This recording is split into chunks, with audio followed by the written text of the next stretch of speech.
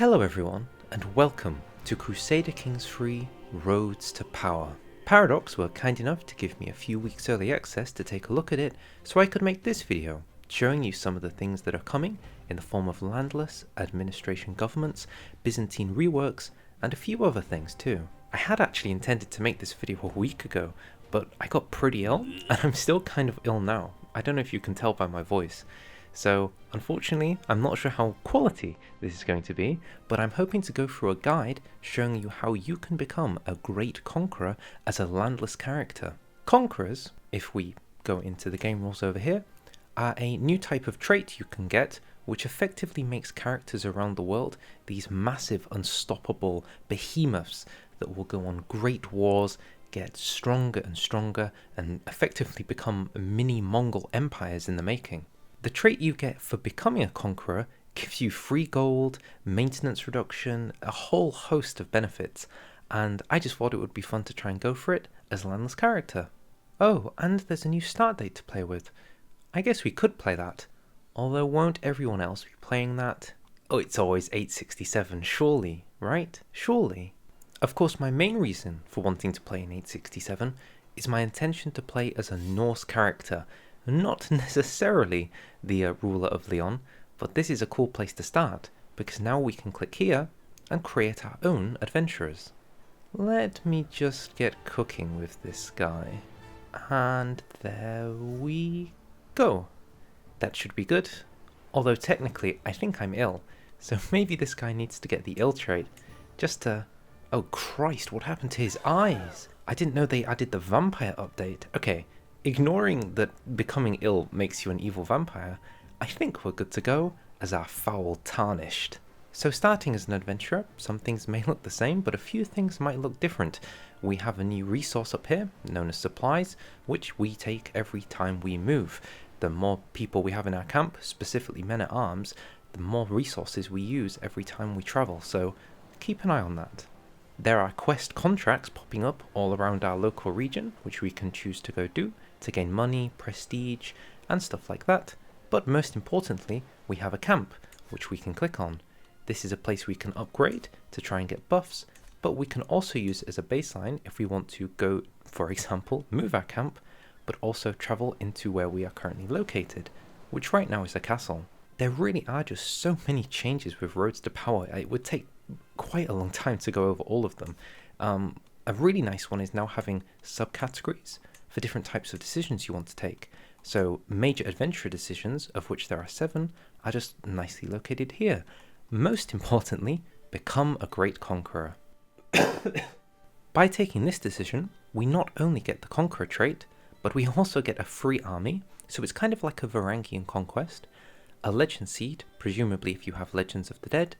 You get a claim on whichever kingdom you're currently located in at the time that you take the decision, and then you start a war with that person for that claim.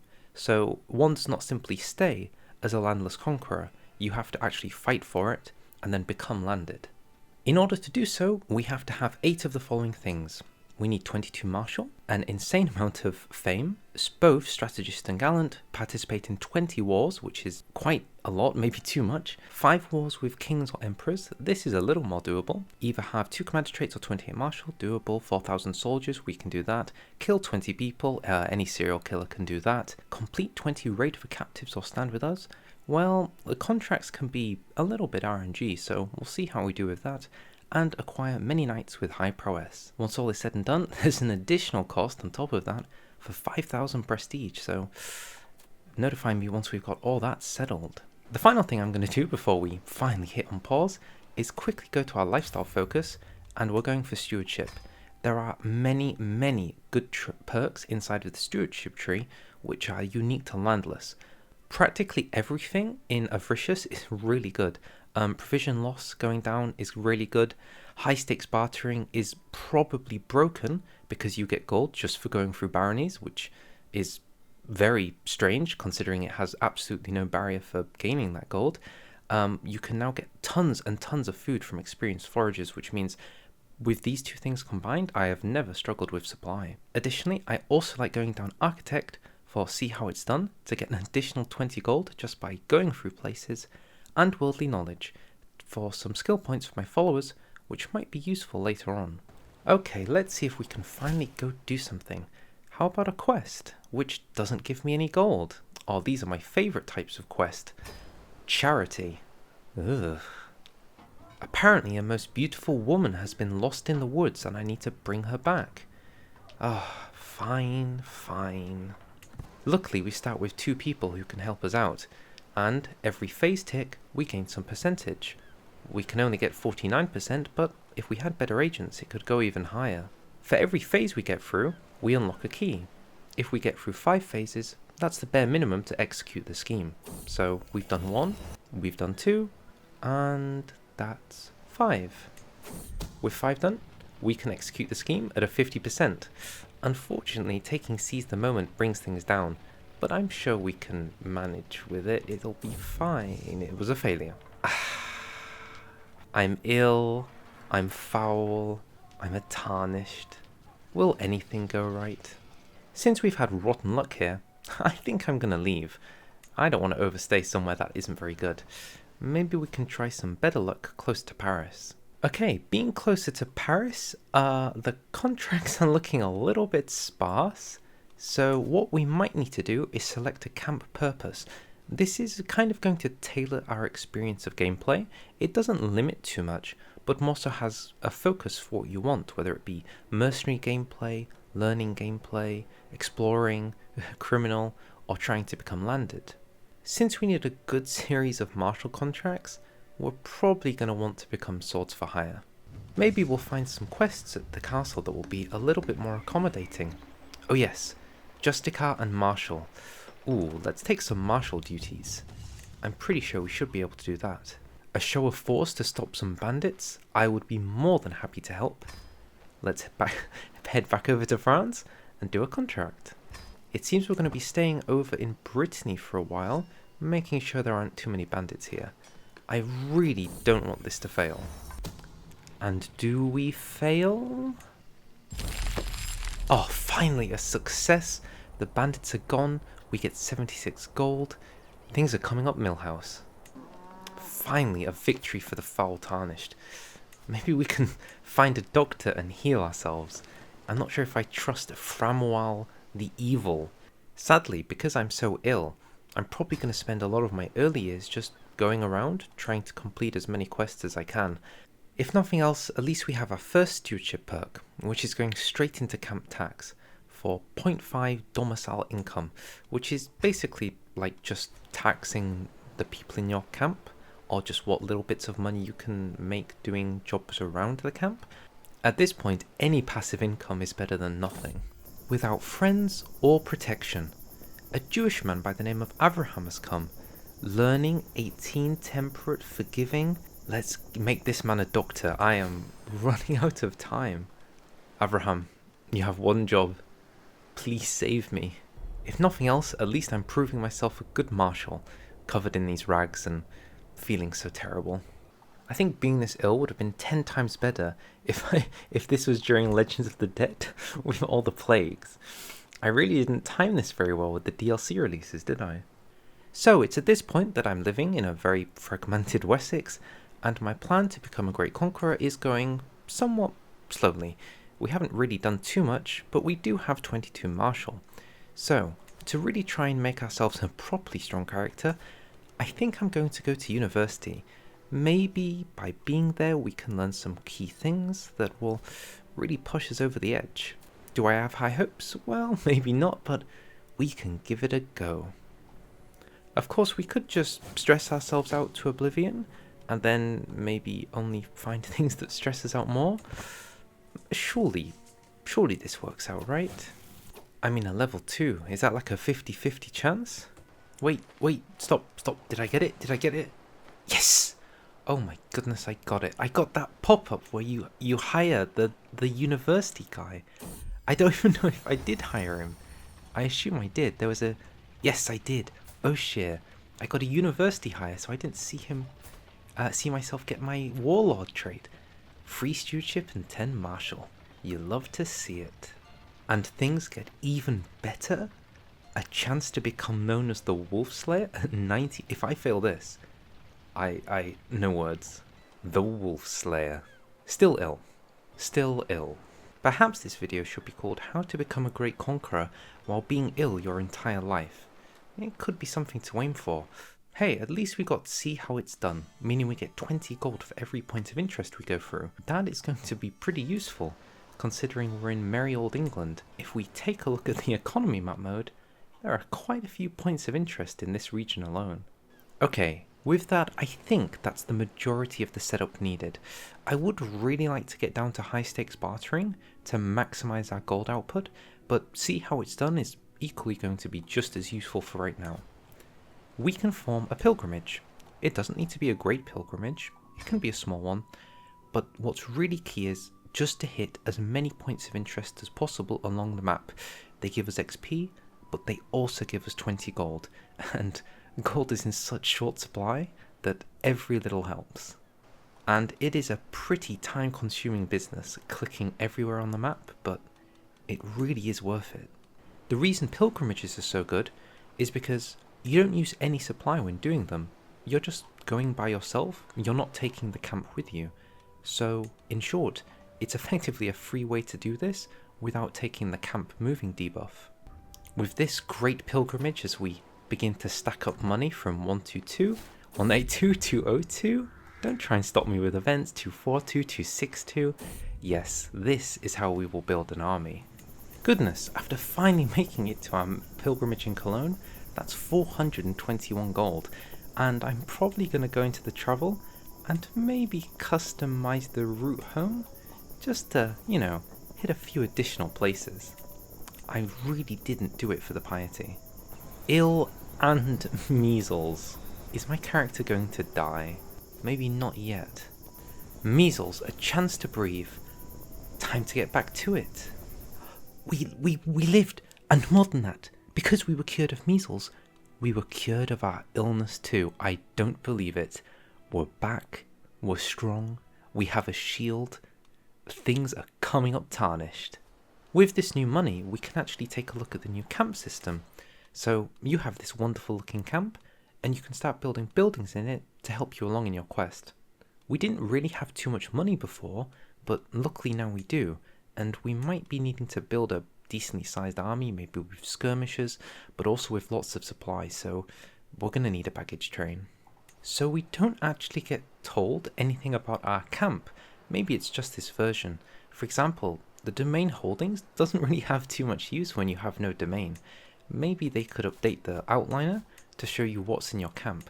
So what you can do instead is actually go into your message settings and make it so that when you raise a building, by typing in here, you gain a pop-up for it which pauses the game, so that if you ever want to come in here and immediately start building something else like I do, you have this option that will just tell you, baggage train complete. It's not a perfect solution, but it's something to bear in mind. Oh, finally, a contract I was actually waiting for. So there are some contracts like Hunt Criminals which allow you to settle it by going into a duel. This is really what I was hoping for when I first saw contracts being added. So we've been told to go hunt down a man named Nasir. He's a criminal, a marauder. He needs to be taken down. Eventually you find him, wherever you're looking for him, and have at thee. This is a duel to the death. Victory or complete defeat. I guess you could tell by the video's length if I die here, but I don't intend to die here. Strike him down. Because I was a member of the Varangian Guard, I can actually make an extra edge here. Hopefully with another strike. Oof. Bring me his head. A job well done. With quests like that, we only need to do 11 more, and then that should be the 12 deaths needed for us to become a conqueror. Of course, we could always start just killing random people we see in the street. That works too. Goodbye, Brook. I couldn't even say his name when I wasn't ill. I'd say in a large way, a lot of the Landless experience is trying to find gold, whether it's through quests or funny parts of your perk tree or any way you really can, just to upgrade your camp to get strong enough to leave being landless. And finally we have high stakes bartering, giving us 20% of holding loot value when we travel through it. Surely this has absolutely no ridiculous consequences at all. Don't mind me, just planning a pilgrimage to Jerusalem, and then of course we're going to go through every single place with the points of interest, especially places with high development, which is predominantly going to be Iberia, a little bit of Rome, and Constantinople. Since Roads to Power was about the Byzantine Empire, meaning Greece and Anatolia, you'll see a healthy amount of additional points of interest in Greece, which we will be taking advantage of. We just need to make sure we pick high stakes battering as one of the travel options. It does reduce our safety, but my goodness, it's going to be worth it. Surely this won't take the next 5 years of my life. The most enjoyable part for me is just seeing how much this number goes up, slowly as we make our way across Europe to the Holy Land. Okay, we're making some really good gold as we're travelling through. I've decided not to show all of it since it's taking so long, but basically I was able to keep things upgrading in the background of my tent while even making more positive gold. I'm going to spend even more gold now to make sure that we get a trait, Rough Expert, which should mean we have 2 types of terrain trait. Since we have 2 commander traits, that means that to become a Great Conqueror, we have a second part of the step complete. 6 more to go, and we should be good. As much as I'd like to keep going for different things in the stewardship tree, because it really is quite powerful, in order to become a conqueror, we need gallant and strategist. So it's time to take up valor, and it's probably going to be that for the rest of the run. That's not to say that we won't be picking up perks from other trees just by travelling through points of interest, such as take the custom where it comes, which is really cool because it means you can actually hire men-at-arms wherever your character is currently located, relevant to that culture. So because we're in Greece, we could hire maybe ballistae. You know what, sure, let's take some. Let's start off this army with some Greek bolt throwers. You'll love to see it. Ah yes, a beautiful pilgrimage to Jerusalem. Level 4, because I simply spent so long doing it, it was kind of impossible not to get level 4. You love to see it. And it seems we're finally coming home with 1,611 gold. Oh sorry, let's get an extra 50 just before we reach the finish line. Home sweet home. Having been to so many places, you can now take the decision, the travels of the foul tarnished, and depending on how long your playthrough is going to be, this can have varying degrees of success. Because we went to so many places, we're getting the max level, but you can choose to create a book which will help future generations if you give it to them. However, we're here for today, and I want 5 martial perks right now so that we can get through and take the gallant, as well as make our way down to strategist. Of course, there is no rest for the wicked, and the first thing I'm going to do is start looking for contracts that have me hunt criminals. I need to kill 12 people. Some of you may be wondering how we intend to get to the quite lofty amount of prestige we need of legendary figure. It's going to take many thousands to get there when we're just only illustrious. So what I've come up with is Sybil. Sybil is a child. Well, that doesn't matter for now, we can wait. But what matters is her dynasty. You see, if you marry into a significant dynasty, you get 500 prestige. If we wait, maybe find a way to marry Sybil, we can marry her, divorce her, marry her, divorce her, and maybe get enough prestige to get to the finish line. For the next 5 years I waited, as Sybil was unfortunately married to some random guy. I tried to execute that guy, but failed, but did manage to romance her enough for us to elope, and marry in secret. Where we might fail with a murder, I don't think we're as likely to fail with an elope. Let's just hope we roll the 68% chance to elope her and get away. Scheme successful. We escape our pursuers, and I do believe she's made it into my camp. Okay, we need to leave very quickly, because something tells me he's not going to be too happy about that. Maybe to Ireland. Oh no, my wife is ill. Right, we better do a little bit of prestige exploit before things get a bit dramatic. So, it's quite simple. So long as we have lots of piety, which we do because we went on those pilgrimages, we should be able to request a divorce and then marry her again. She's not going anywhere. And then request a divorce. We also have the added, kind of weirdly ironic benefit that she's excommunicated. meaning the Pope inherently dislikes her, which really makes this process go even faster. And I'm happy to say that after, however many times more times than are actually visible on side the screen, I was able to get 18,000 prestige. So we are now a legendary figure. This means another tick on the checklist to become a great conqueror, as well as the ability to become a Knight of the Swan. I mean, we were doing some very noble things in that time, so, you know, maybe divorcing our wife multiple times is the final thing.